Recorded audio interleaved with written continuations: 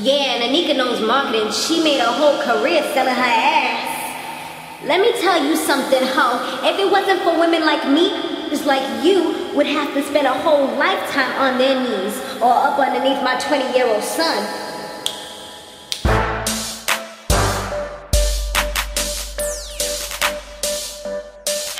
Samore Love Bugs, you have now tuned into my Empire on Fox recap. Guys, be sure to subscribe to this channel. Subscribe. Also, be sure to share this video wherever you like to share videos, and be sure to give it that good old thumbs up as well. Okay, boo. Okay, we in it. All right, so this was a crazy episode. I mean, it wasn't like OMG, but it had good points. You know what I mean? That's how I felt about this episode. It was pretty good. So Cookie, Andre, and Hakeem, they have been kicked out of the Lyons den, hun. They are not in Empire anymore. What's his name? Freaking Jamal, he is putting that little torch down, and he is making sure that, or the gravel I should say, boom. Yeah, he's making sure that they are no longer in Empire. They kicked out. They got their little boxes and they headed out. You know how you leave the office with your little plan in your box? That's what they was doing. So Cookie now, she's being creative. She's not going to take no for an answer. She's making sure she gets her money. She's making her own business. Yes, that's what you do. That's called power right there. So what she does, like I said, she's making her own business, and she doesn't want Anika involved in any way, shape, or form. She's not feeling her at all. So Cookie has like this new studio that she's trying to have right now, and it's like in the hood, like with graffiti. It's the same studio that she was in before in the last season. So yeah, it's out in the hood, and Anika was up in there. She didn't even know Anika was in there. Anika was with this other artist named Veronica that we seen in the first season. I think that was the same one that Lucius was like, sing like your brother or something. You know, like her brother had died, and he was like, sing it, girl, come on. You know, and he brought that fire out of her. So I think that was the same girl. Y'all could correct me if I'm wrong, but she was up in there, but she wasn't really listening to what Anika was telling her. Like, Anika was telling her a little something, like giving her tips, and she's like, no, I'm gonna do it my way. Then luckily Cookie came in. She stepped in. She was just like, okay, I got this. So while that's all going down, Jamal, he's creating beautiful music, and it was actually for an interview that he was doing with this TV show called Spilling the Tea. And I've seen that girl before. I think she's a big blogger or something like that, or journalist, because I remember her from some other reality show that she was on. So yeah, she's the one that's doing the interviews, and all of a sudden Cookie busted the scene, honey. And she took him to the side, had to talk to him some business. Then as she leaves the scene, she leaves him with the, oh yeah, and before you hear it in the streets, I want to let you know that me, Jamal, and, I mean, not me, Jamal, me, Hakeem, and Andre are starting a business. Bam. Okay, shut it down. Let the elevator's doors close. Like, bam. You can't see me. So, I mean, one thing that I did like about that little interview that he was having, he was really like bigging up his boyfriend Michael. It's like he's no longer in the shadows. She did pose a question where she's like, you know, girls want you, guys want you. Doesn't that cause like jealousy? And they were both like, no, we're good. I don't know how long that's gonna last. We're gonna see. But right now, they look like their relationship is pretty strong, stronger than ever. He's chefing it up for everybody and doing a thing and getting to practice what he's doing and cooking school, chef school or whatever. So it's working out pretty well. He's probably gonna become a celebrity chef because of his boo thing. So while Andre, he is in while Lucius is in jail, he's starting to feel bad, and it's because he doesn't have his medication. And it seems like it's actually the prosecutor that did something to the paperwork that cut off his meds, because one of the COs correction officers, he's the one that kind of slipped the beans to let him know, like, yo, when you act right, maybe, just maybe, you might be able to get your medicine. Like, he despises him for the simple fact that I guess he's a rapper. And it was amazing. Guess who it was? Did you guys see? It was Ludacris. And I really like Ludacris as an actor. I mean, in this particular role, he was getting me vexed. He was getting me mad. But normally, I love him in his roles that he plays, because he's usually like funny and stuff. I mean, he did pretty good in this role.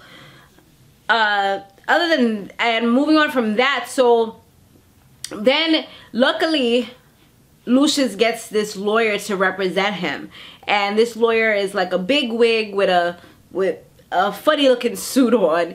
At first, his son Jamal didn't really want him to go with that guy, but good thing he did, because that guy got him results. When Lucius was in jail, he wanted to get his music going. So the guy had made results. He made him be able to get a little area that he could do some music, have his little crew set up, and get it done. Unfortunately, that same CO officer, he had like shut everything down, and he got them put in the hole where they couldn't interact with anyone. Just because, like I said, he got something against Lucius, I guess, because he's doing it. He's a black man, rapper, and he got money. He's doing the darn thing. But he ends up getting what comes to him, because when he goes outside in the parking lot, and I guess he also tried to take the laptop that Lucius had recorded all the information on, all the music and stuff that he had just recorded, the same lawyer hired some two goons to go ahead and get him. And they beat him up badly, and they retrieved the laptop with all of the music on it. And they got his music put out there. So he was able to have music out from prison.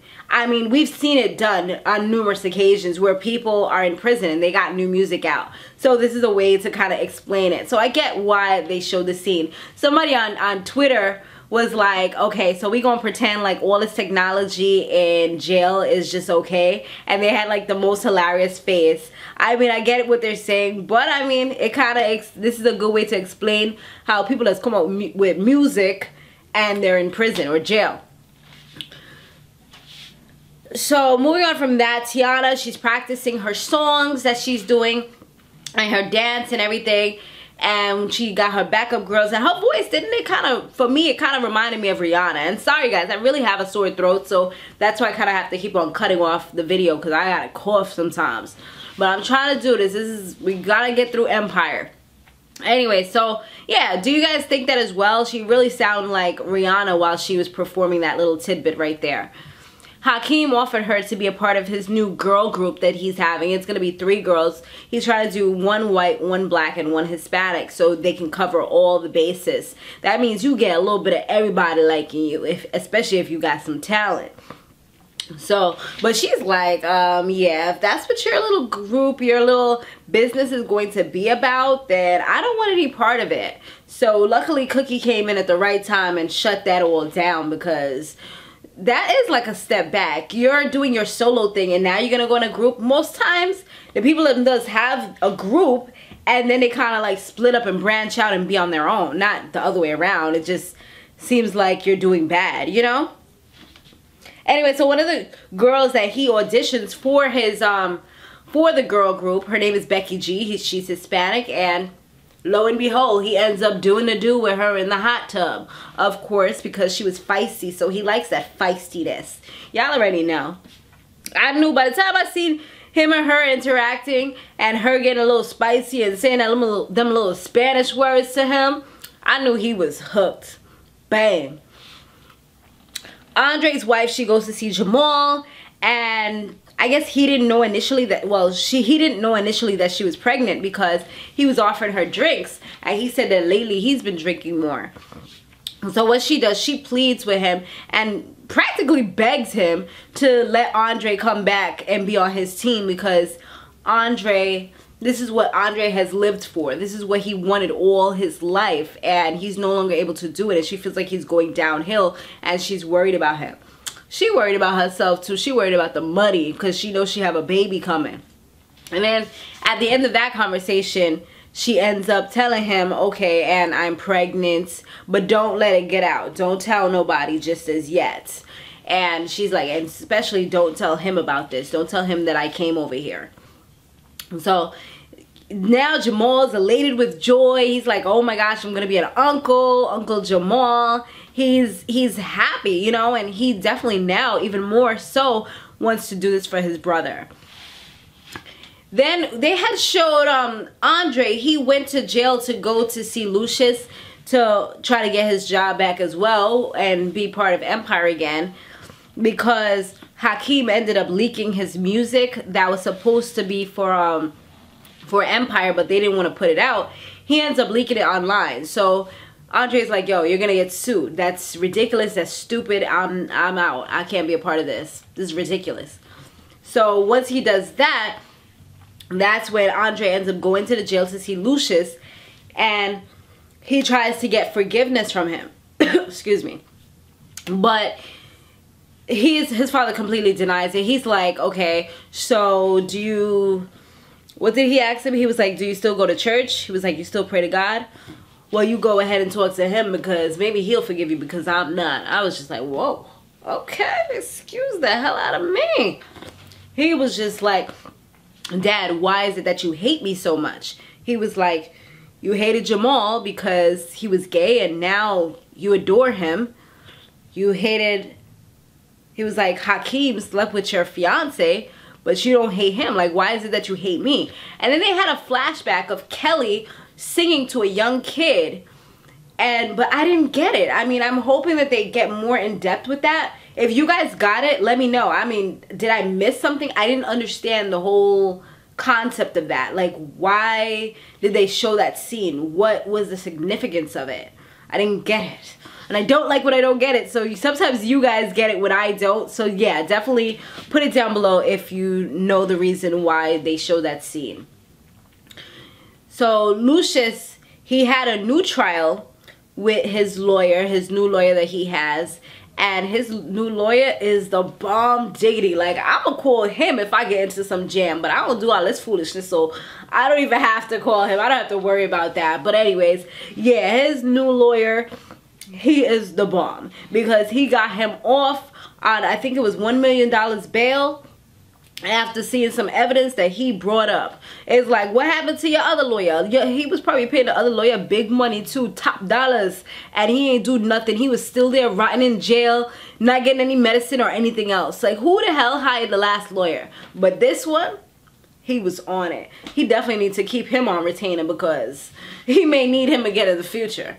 Alright guys, let me know what you thought about this episode down below. Sorry it wasn't as long. I mean, I think I covered everything, but I had to, my throat, honey, and I got trainings to do at work, and I gotta talk all the time.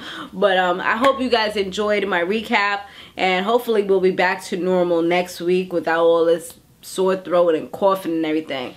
Thanks for watching. Be sure to stay fabulous, live free, and soar limitless. I'll see you in the next one. Laters.